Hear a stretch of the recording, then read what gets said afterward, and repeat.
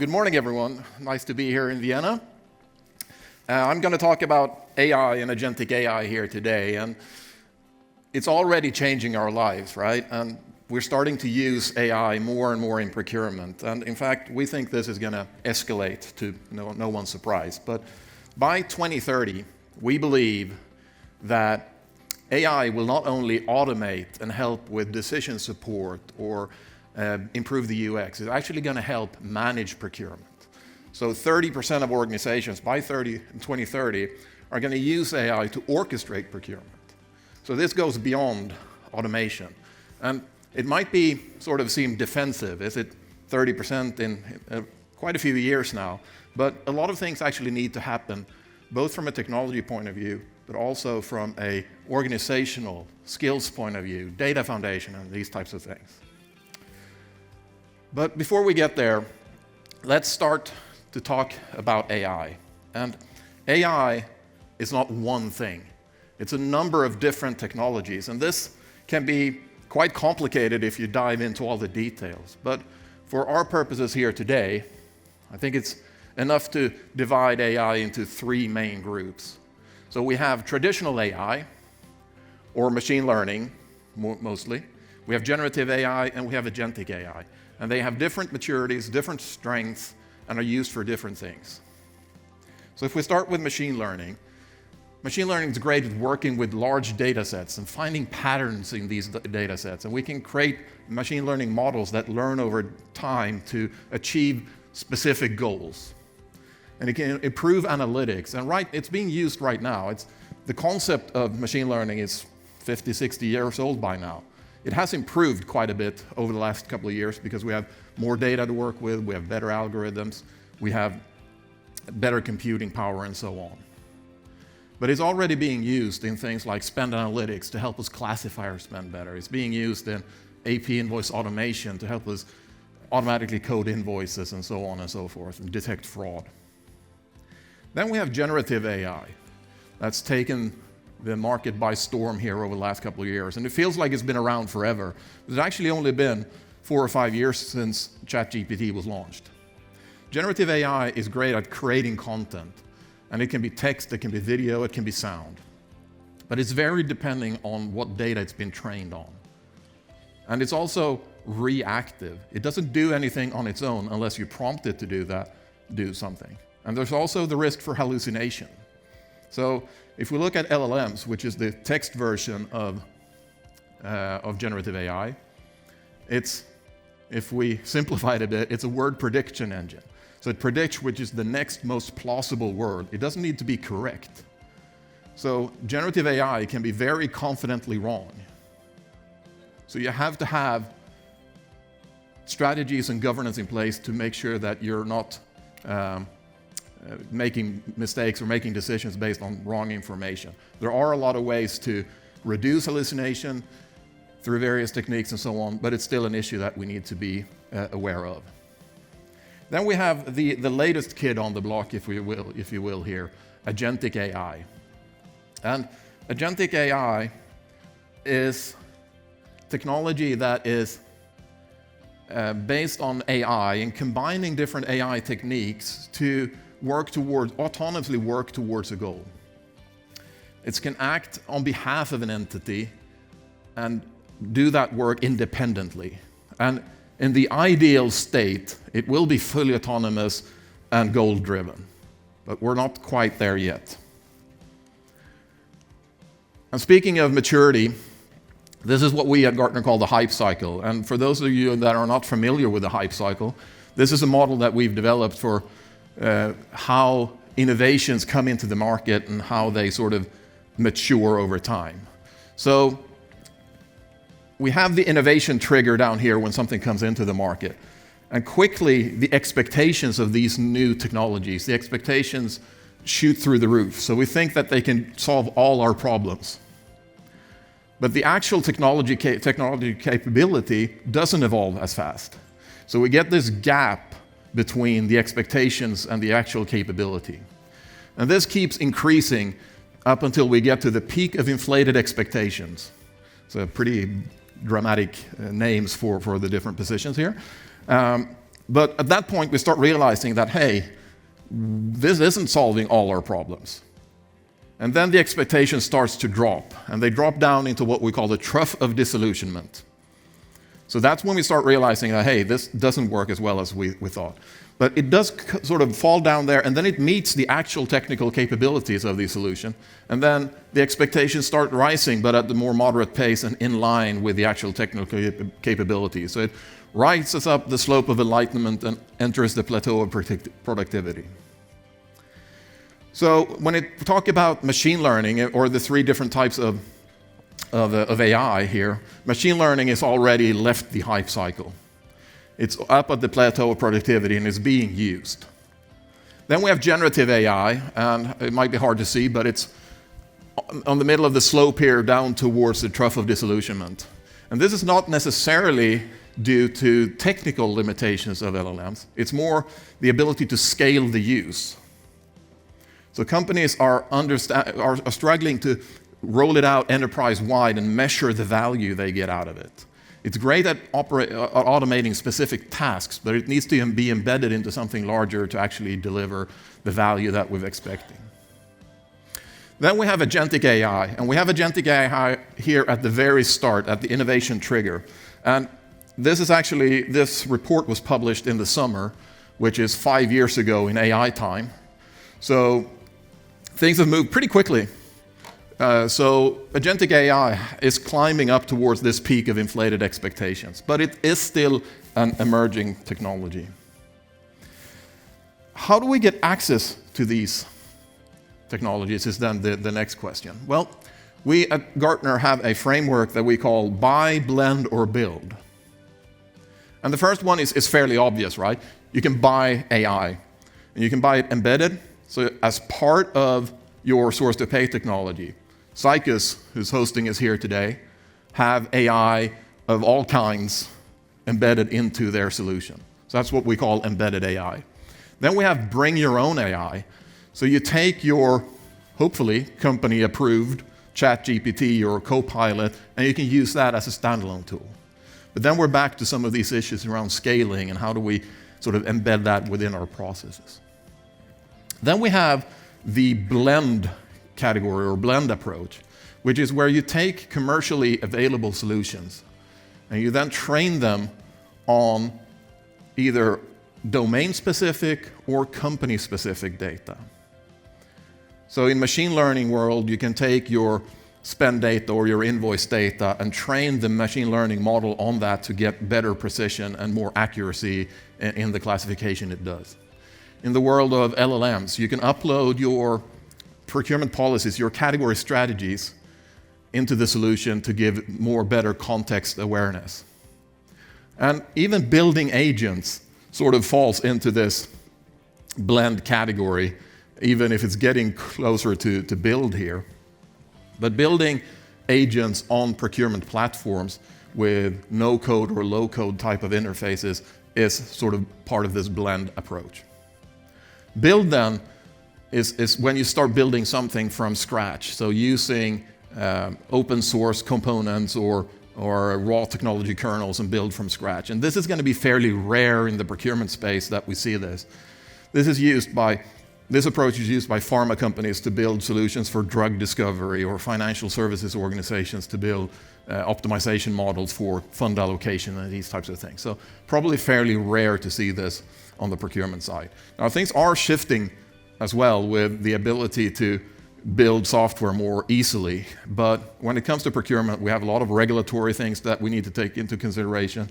And procurement is not a product management organization to maintain and build and train people on using these solutions. So caution when it comes to build. What we believe is that blend is going to be one of the more common approaches, where you take these commercially available platforms and solutions and you leverage your own data and the platform provider can use multiple customers' data to get better performance out of these solutions.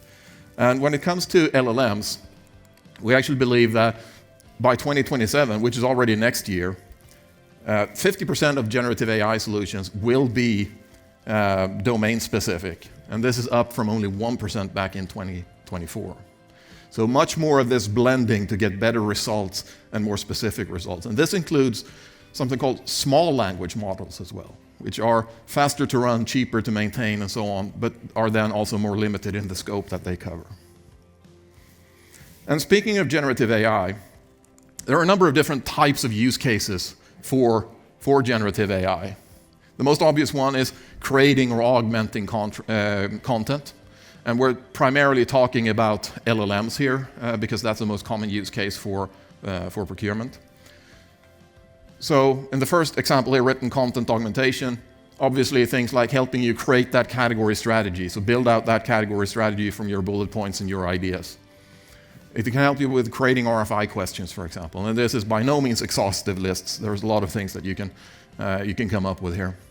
The other one is around question answering, chatbot, these types of things. So again, training the solution, making sure it has access to your procurement policies and so on. Then it can serve as this first-line support. So an end user doesn't necessarily have to reach out to a procurement person or a resource, but it can actually get answers to simple questions and so on directly through an LLM. Summarization, fairly obvious one. Use it to summarize contracts, use it to summarize information about the supplier, to create a supplier profile from across different data sources. And then we have this sort of classification of content. So one example here is taking end user requests and classifying them into what type of request is this? Is this a procurement request? Is it a onboard a supplier request? Is it a renew a contract request? So helping you drive and classify those types of requests. And I'll get back to that specific use case here in a little while. One example of usage of generative AI then is in advanced contract analytics. And yes, this actually uses more than just generative AI, but generative AI plays a big role here. And we have 4 different types of advanced contract analytics use cases. So the first one is around contract visibility and data extraction. So looking at a contract and taking that semi-structured to unstructured data and structuring that to make it available for analytics. And it also allows what we call natural language interaction with a contract. So chat to your contract. Ask natural language questions rather than having to sift through all the different contracts. And this is the foundation for advanced contract analytics. But we also have another use case here called automated contract review, which is also called redlining in some cases. So if you have a lot of third-party paper that you work with, you can automate the review, at least the initial review of those contracts. So you create your own contract playbook by defining what are our preferred clauses? What is our what do we prefer to have in these contracts? What do we accept? And then you import these contracts, and the solution reviews them and highlights the clauses where there are big differences or where there's unacceptable language for you, and so on. So it really can speed up the process of reviewing contracts. The next one is around contract risk analysis. So a little bit similar to the automated contract review, but here you have to define your risk thresholds and quantify those. And then the solution can go in and look at various clauses and give that a numerical risk score. This is a little bit more immature use case, but it's rapidly evolving and primarily works at a clause level today. So it's difficult to roll them up and get an accurate sort of contract risk assessment because there are sort of different weights and different aspects to the entire contract, but a use case to keep in mind at least. And then we have the final use case here, which is around continuous improvement. So this is basically analyzing the entire contracting process. So similar almost to like process mining. So identifying where do we have the bottlenecks, where do we have the opportunities to improve this process. So for example, if there's a clause that constantly gets rejected by suppliers that we always have to renegotiate, could we do something to that clause? Can we then go in and rewrite that one to get higher approval or better processes or smoother processes to get approved contracts through? And the maturity here is highest where I started here, obviously, with the contract visibility and data extraction, and it decreases here towards the continuous improvement. Another use case, and I mentioned that a little bit earlier here, was around intake management, where we can use generative AI as well to classify all those requests. But intake management doesn't do anything on its own. There needs to be execution of those intake requests. So if I want to buy something, it's not enough to have a nice little user interface where I can submit that request. That has to connect to something. It has to trigger actions. And that's where orchestration comes into play. And this might seem obvious, but even fairly simple procurement requests can have quite complex processes that needs to support. So running a sourcing event is not enough, right? The supplier needs to be onboarded. There needs to be a contract. It needs to be set up in the P2P system or ERP system. And right now, or historically, there's been a little bit of a disconnect, and the end user have struggled with a lot of this. So we're seeing these orchestration solutions come in now that can help coordinate across all these different modules. And it doesn't actually only have to be within the same solution suite. It could be a third-party solution here as well, even though that requires that third-party solution to provide the right APIs or expose the right data objects and so on. But if we take this one step further here then, right now we're talking about applications here. Can we automate that further? Can we use agents to do these activities? And what are agents? Well, AI agents are autonomous or semi-autonomous software entities that can perform an action independently and adapt to its environment. So it looks at these various things and it takes in the intake instruction and it decides then how to achieve the goal of this. And you can think of it as very advanced RPA to an extent. This is quite task-oriented still. And we can compare it to RPA or to a bot, an agent. And an agent then can do more complex things. It can deal with more ambiguity.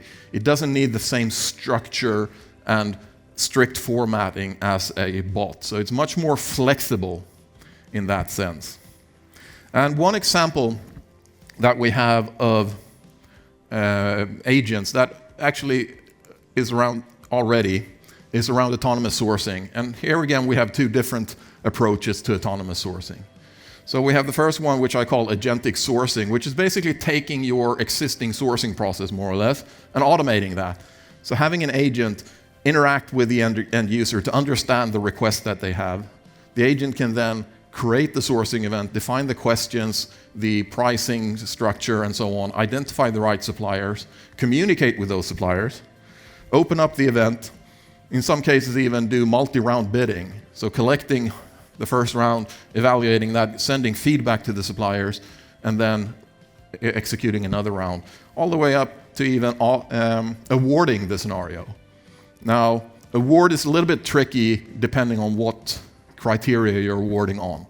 AI agents can deal with strict rules. It's not really going to be able to evaluate the more soft factors, if you will, that you might be wanting to leverage in some cases. But theoretically, it can run a sourcing event end-to-end. And I say theoretically because from experience, I know when we involve those pesky suppliers, they can find ways of sending in a fax or something to break the process one way or another as well. But theoretically, we can run agents that does the entire sourcing event for us. Autonomous negotiations. And this is a sort of a version of sourcing where you have the capability to define your negotiation levers and quantify those, whether it's payment terms, whether it's contract length, it might be exclusivity of some sort, and then the agent can negotiate on your behalf within this sort of defined contract space. And this is more of a one-to-one negotiation. At Gartner, we think that by 2028, so in 2 years' time, 90% of all sourcing events will be supported by AI, and 25% will be fully autonomous. And again, this might seem sort of, aren't we almost there already? But we need to bear in mind that right now, Less than 50% of organizations have fully rolled out e-sourcing, and e-sourcing has been around for 30-something years by now. So a lot of things need to happen fairly quickly. But we've talked about these agents now that do these different tasks, and this needs to be then orchestrated. And we predict that there will be, or we're already starting to see, this convergence of orchestration and agentic capabilities. So the existing generation of orchestration solutions are what we would call deterministic. So they're rules-driven. If it is this type of request, it goes through this workflow. So you have to define your workflows and set up your integrations for all of these different approaches, which becomes a little bit static and difficult to scale, even though it can be hugely useful for a lot of the volume type of requests. Agentic orchestration, on the other hand, would then be much more dynamic. It will look at all the available information and make a decision on its own, so it doesn't have to rely on those pre-built workflows. And agentic orchestration will then enable what we call multi-agent systems. And a multi-agent system will then be able to orchestrate and coordinate even bigger processes. So if you take this example here, we have a human that wants to buy a widget of some sort. So he creates this user prompt or instruction for the orchestrating agent. And the orchestrating agent here now is then trained on your company's specific procurement policies, category strategies, operating procedures, and so on. And the orchestrator agent then makes a decision to involve a couple of sub-agents, as we call them here. So there's a sourcing agent, there's a negotiations agent, and there's a contract agent. The orchestrator agent then sends instructions to the sourcing agents, gets output back, repeats that with a negotiations agent and the contract agents, and gets a completed contract back. And that's then sent to the human to review. Or the human can use a compliance agent to check that contract. Now, we are still missing this orchestrating agent here in the middle. At least this more dynamic version of an orchestrating agent that can make a decision on your behalf based on the available information. So this type of approach can automate a lot of different processes. If you define the right sub-agents and have a good orchestrating agent, a lot of the manual work can be automated.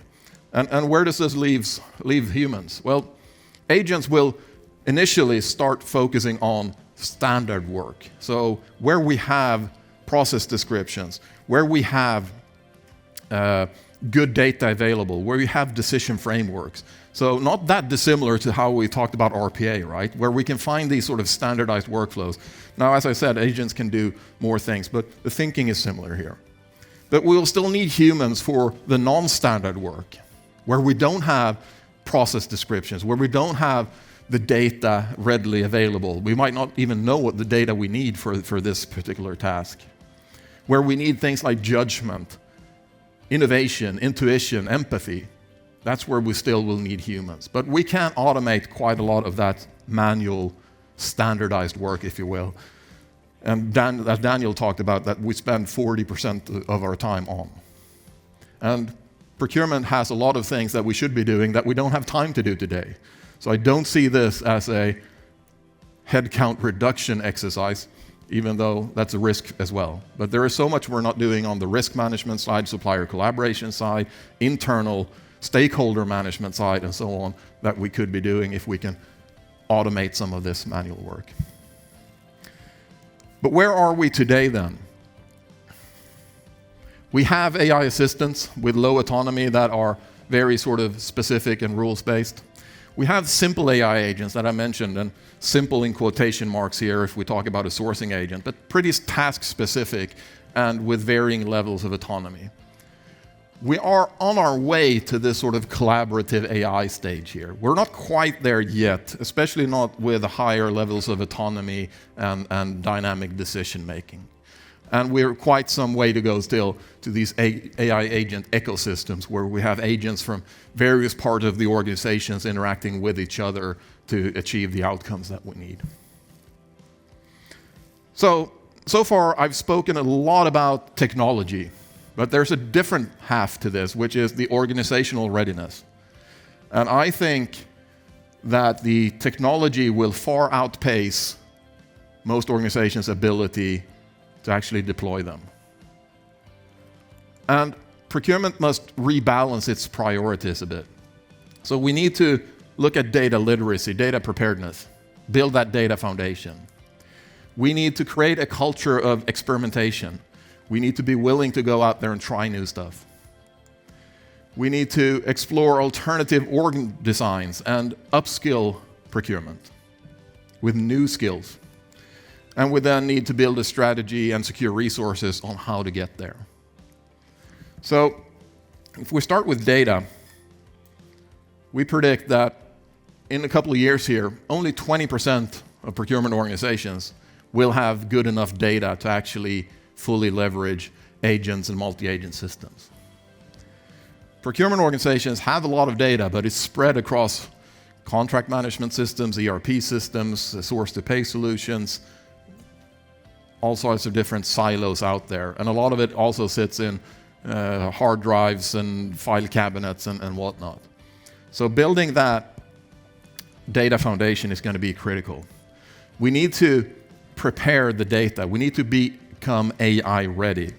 So we need to align the data. We need to qualify that data, and we need to govern that data over time.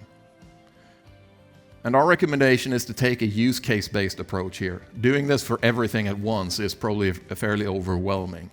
So identifying some of these AI agent use cases and then learn from that, what type of data do we need? How do we need it? Where do we need it? Some data will be fine to access from a data lake where there is a 24-hour latency. Other data will need to be live and real time. So you have to learn that and have to understand what that means for your organization. We then have this culture of experimentation. So we need to set goals and we need to enhance our technology readiness. So we need to understand why are we doing this, build that vision. We need to understand where we're at today. And we need to identify what are these barriers to entry. Why can't we take these next steps?